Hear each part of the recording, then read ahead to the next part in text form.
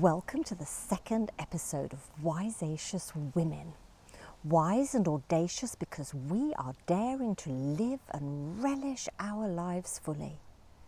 And today, I'm taking you wild swimming with me. If you're watching the video, then you will see that I've taken you down to a lake nearby my home. And I will tell you why going wild swimming regularly has been a lesson for me in how to make change happen. How to take those things that you've been intending to do for ages and ages and ages, and somehow you don't end up doing them. So I'm going to define 3 steps to take so that you can look at some of the things that you would like to do and start getting them done. But first, I would like to ask you to help me build this community of wiseacious women. Share this podcast with other wiseacious women that you know.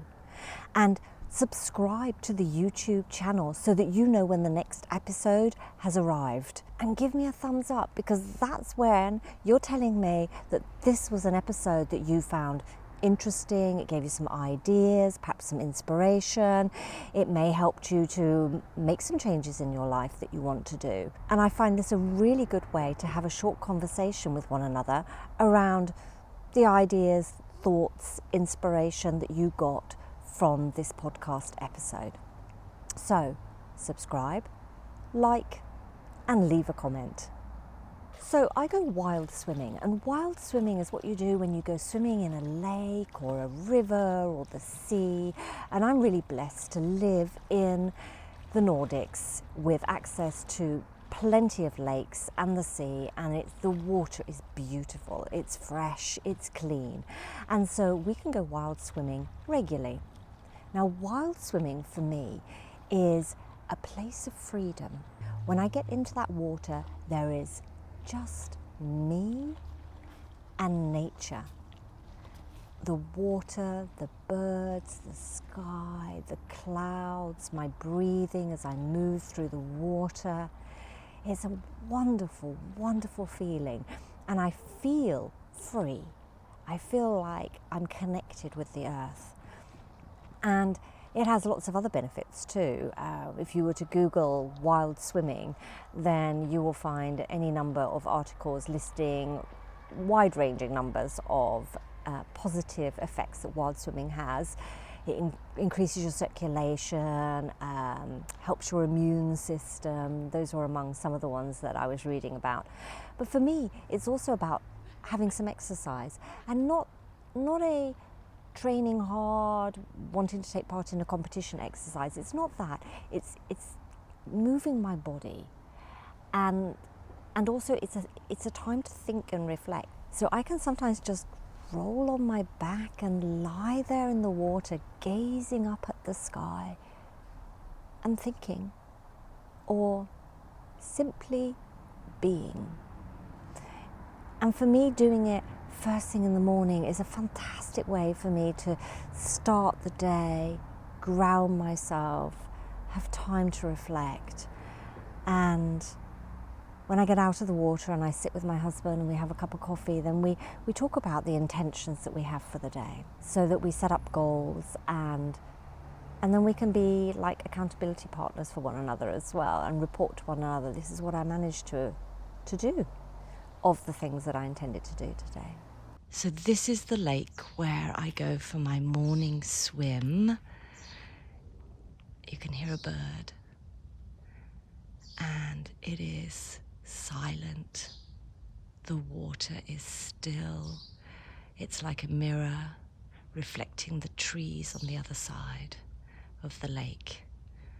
I'm looking forward to going for my swim. Another great thing about wild swimming is that it gives you a natural high. When I get out of the water, it is a fabulous feeling. For me, it's a really powerful way to start my day. So let's go down to the water. So this is it. In I go.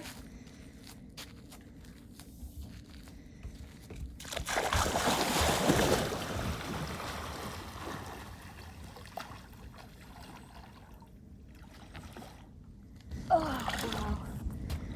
It is beautiful. beautiful this morning. I've only just recently started coming down here every single morning, or almost every single morning of the week, as many as we can, my husband and I, to start the day here. I go for a swim, he sits and drinks his coffee and doing his brain teasers that he loves to do in the morning. And I love swimming. And the reason I'm telling you this, that I've only recently been doing this, is that I've been living here for 9 years and I've come here sporadically to swim. I've had this intention, this idea that I want to come and swim here regularly every day. It's a 10-minute walk from my home. And to do that sort of in the warmer months of the year, perhaps starting in May when it's probably a little bit chilly, and carrying on until as far as I can into the autumn. And I haven't done it. And it's one of those things where you have this idea and this intention, and then you don't make it happen.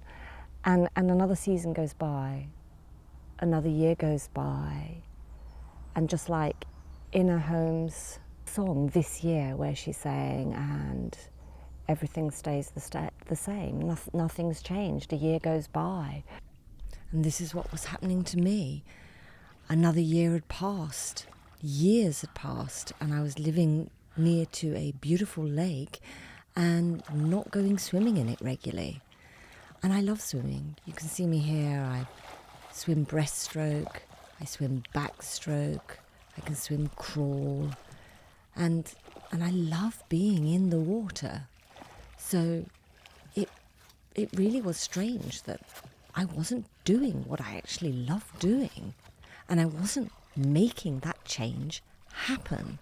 And actually it took a friend coming to stay with me from England this year, to take her down here as one of the first things that we did the day after she'd arrived.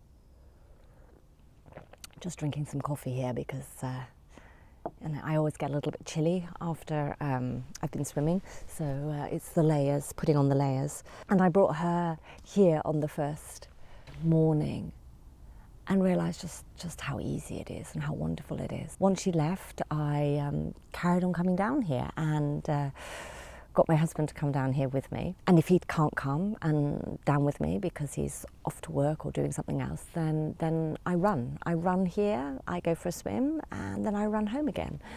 Otherwise we wander up here together. And it's a lovely time for us to connect. There's a lovely cafe just here as well. So we like to pick up some really, really fresh bread. I will only eat sourdough bread, and I eat it a bit like it's luxury. So I avoid gluten as much as possible in my diet, and then I treat a gluten product like a piece of cake or a bread roll as something really, really special and delicious, and have it like my second breakfast. Because my first breakfast actually is in this thermos flask, this lovely green, bright green thermos flask. You'll notice I love colour. It's my green smoothie, which I drink from Monday to Fridays. This is my breakfast. The great thing about this green drink is it then gives you a green tongue. Makes you look like a Martian. Yes, changes. Why is it that we don't make the changes that we want to make? And what is it that makes it happen? One of the things that I discovered certainly with this daily swimming is actually realising that it really is easy, and packing up some coffee, my green drink in a flask, and coming down here is worth it. It does mean that in this particular period of time, my morning routines are slightly different from what they are at other times of the year. And yet this is worth it. It has the added bonus of getting some exercise first thing in the morning, which actually has been shown that if you want to lose weight, and I don't necessarily want to lose weight, I want to maintain my weight, the best time is to actually do training, exercise, first thing in the morning instead of later on in the day. Although sometimes first thing in the morning it feels really hard and it's difficult to get going. And there's other people joining us now, about to go for a swim behind me here. So the world is starting to wake up. I can hear people arriving at the cafe, going to pick up their bread.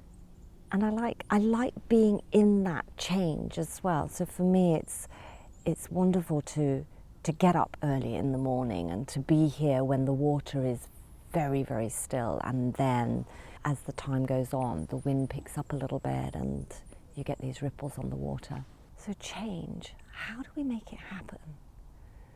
This is one of our biggest challenges, I think, in life as well, is that we are constantly, every single day, it is work in progress, making those changes, maintaining the changes that we want to make, creating habits out of them. I think there are different stages in order to make change happen. The first thing is to become aware of what it is that you actually want.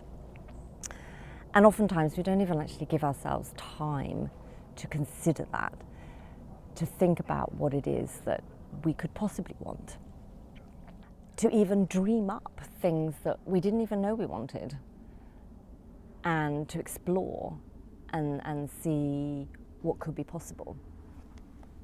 And so the first thing is to work out what it is that we want. The next stage is to consider and plan how you're going to make it possible. And this is where TTT can come in, because thoughts take time, which is what I talked about last time. And then I actually thought about the translation from Tanka Tar-Teed, and I actually thought the better English translation that probably is in the book is thinking takes time. And thinking does take time. Allow yourself the time to think it through, work out the best way, and be aware there is a fine line between TTT, thinking takes time, and procrastination. And then get it done. Do it. And in order to do it, the reason why I actually started coming here swimming was because I planned it. I had decided on a morning, on a day, when I was going to come here. And I even imagined what I'd be doing. I imagined packing my bags. I imagined taking my friend Carolyn down here. I imagined us going swimming. I imagined us going and having breakfast in the cafe afterwards, and that would be a perfect start to her holiday here and show her just some of the beauty of the place that I live here in Sweden and what we have access to here. For me, there's 3 stages. Number 1, work out what it is that you really want. And sometimes it's so deeply buried, we really need to give ourselves the time and the space, the reflection time to consider. And sometimes reflection time on our own is good, and sometimes we want to also do it together with somebody, have a conversation with somebody to help draw out what it is that we want. This first step, working out what you want, can be really difficult sometimes. And I wrote a blog about dreaming and working out what you want. And so I will put a link to that in the show notes below so that you can access the downloadable that I created to help you get started with some questions to reflect on. And so that first stage can be a little bit easier for you and fun, because you can play around with this, working out, what do I want? And don't forget, while you are looking for the show notes link, subscribe to this YouTube channel and give me a thumbs up. So number 1, work out what it is that you want. Number 2, work out how you're going to do it. As a start, thinking it through. What are the steps that you need to do in order to put this into action? And then plan exactly when it's going to happen. That's stage 3. Actually plan it. Have a date. Have that starting time. Imagine yourself doing it. And then go and do it. It's very satisfying once you've done it and realise, I can do it. Sometimes it can actually be quite difficult getting it done. There's a lot of stages. So when I did my first episode, setting everything up for the first time, putting all the templates in place, making sure that you had everything that I wanted you to have from this podcast episode. You know, what resources did I want to make available to you? Uploading it to YouTube, making the captions, etc., etc. It took time. And yet it's very satisfying, because then you know that the next time round, you'll be able to do it quicker. The same here as coming down to this lake regularly. We kind of have a good routine, my husband and I now. Making the coffee, packing everything, coming down here. It becomes a routine and something we really relish and enjoy. So there are 3 stages. Work out what you want, work out how you're going to do it, and then plan, decide on the exact date when you're going to do it, and imagine yourself doing it. Just wonderful. That was another beautiful morning.